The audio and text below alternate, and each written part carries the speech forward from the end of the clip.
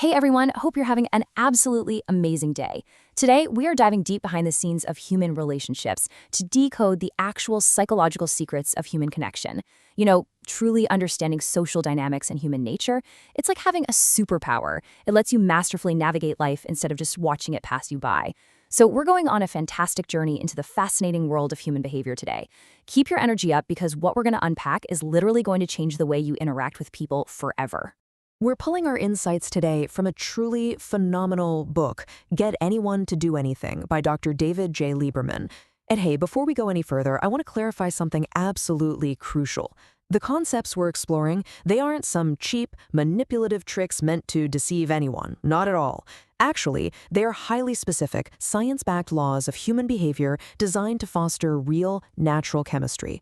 As Dr. Lieberman points out, a lot of the reactions we just brush off as coincidence can actually be systematically reproduced when you know exactly which psychological buttons to press. I mean, we've all been there, right? Have you ever felt completely powerless in a relationship or maybe just a super awkward social setting? It's this familiar, sinking feeling that honestly hurts so many of us. Maybe you just couldn't make your voice heard in a group of friends, or you felt like you were falling victim to that old cliche where the nice guy or nice girl finishes last. That feeling of not being in control is incredibly common. But the good news? Once you really understand how the human mind works, you can leave that helpless feeling in the dust for good. So we aren't leaving anything to chance. Here is exactly what we're covering today. 1. Winning first impressions. 2.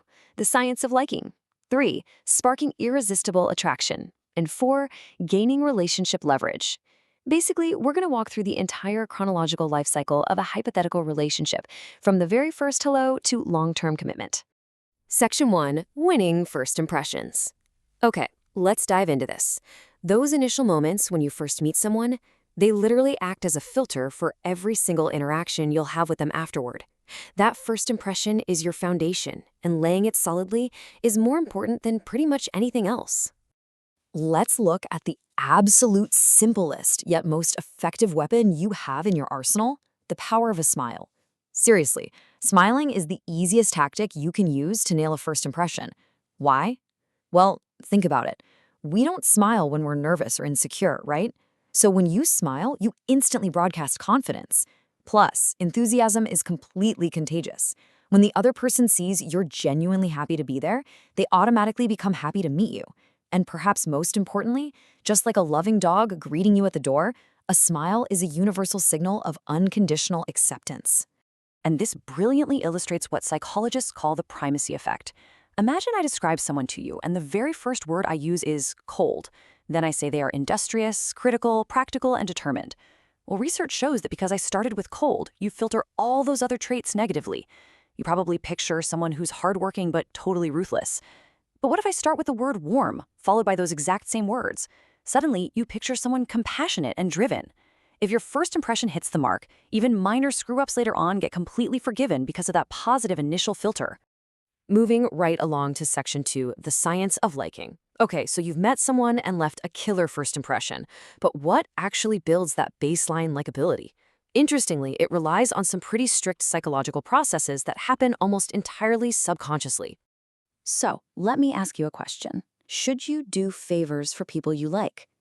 Instinctively, almost everyone screams, yes, obviously. If we want someone to like us, we do them a solid, we buy them a coffee, we act super nice, right? It makes logical sense. But here's the kicker. Human psychology doesn't always walk the same line as logic. This is where cognitive dissonance flips everything upside down. If you want someone to develop warm feelings toward you, you shouldn't bend over backwards doing them favors. You should actually get them to do a small favor for you. I know, it sounds crazy, but when we do a favor for someone, our brain essentially asks, wait, why did I just help them? And to resolve that internal conflict, that cognitive dissonance, your mind rationalizes it by saying, well, I must have helped them because I actually like them. They're a good person. So try asking for a tiny, harmless favor. The more they do for you, the more their sympathy for you actually grows. A lot of us grew up hearing that absence makes the heart grow fonder. We thought playing hard to get and being all mysterious was the ultimate way to be appealing. Well, science says the exact opposite. Familiarity breeds fondness, not contempt. The law of repeat exposure shows that the more you interact with someone, the more they naturally like you. It's the exact same reason advertisers bombard us with the same brand logos over and over. You have to be present. Don't ruin your chances by trying to be a total mystery. Also, trying to be flawless is actually a huge turnoff. Honestly, who wants to hang out with a know-it-all who never messes up? Our source reveals this amazing concept called the he's only human principle. It turns out, seeing someone you admire do something a little clumsy actually makes you like them significantly more. Did you just spill your coffee all over yourself? Just laugh at yourself. Acknowledging a mistake without taking yourself too seriously projects this incredibly genuine, highly attractive confidence. Now for Section 3, Sparking Irresistible Attraction.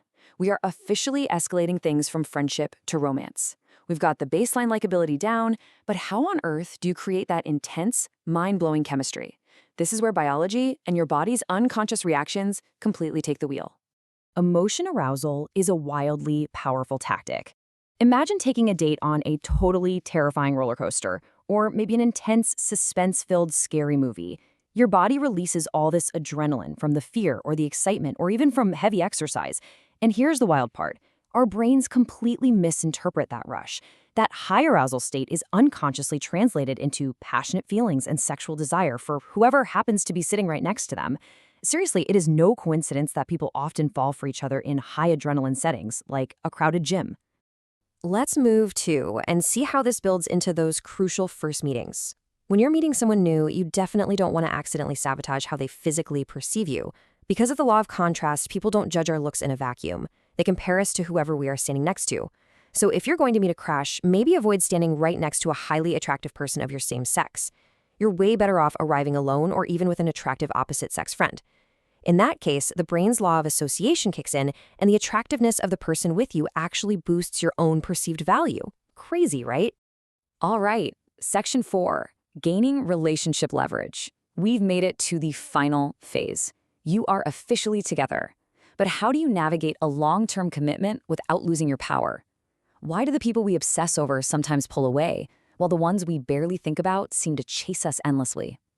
This brings us to the book's most provocative, game-changing rule.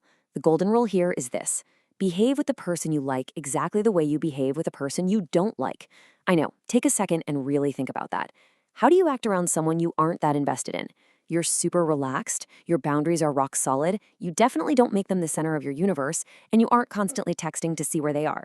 That relaxed, unbothered attitude is exactly what makes you so magnetic. If you can approach your partner with that same balanced perspective, focusing on your own life, you will constantly hold the gravitational pull in that relationship. Because what happens if you don't do that? Well, the death of passion timeline takes over. It's just human nature. The second we are 100% certain something will always be there, we start taking it for granted. Step 1 is having absolutely no doubt they know you aren't going anywhere. Step 2, you are taken for granted and all appreciation vanishes. And step 3, the passion completely dies. Removing all the mystery and being entirely attained just extinguishes the spark. So the crucial point is this. To keep that fire burning, you have to introduce just a tiny, slight element of doubt. But to do that healthily, you need a life outside of them. Keep your perspective. Find fulfillment in your own hobbies and friends. And here's the balance. While you maintain that slight edge of independence, always treat them well. Yes, a little uncertainty preserves the passion, but making them feel absolutely incredible about themselves when they are with you guarantees they will never want to leave your side. Well, it's been an incredible journey today, hasn't it? We've totally stripped back the mechanics behind relationships, from those awkward first meetings to building indescribable chemistry. We've uncovered the sneaky games our brains play, from cognitive dissonance to adrenaline transfers. So I want to leave you with this lingering thought. Think back on your own past relationships. Remember those intense attractions that caught you totally off guard, or the people you suddenly found yourself chasing? Now that you know the psychological secrets behind the scenes, how many times do you think these exact tactics have been used on you without you even realizing it? Keep your eyes open, start observing the world through this brand new filter, and I'll catch you in the next explainer.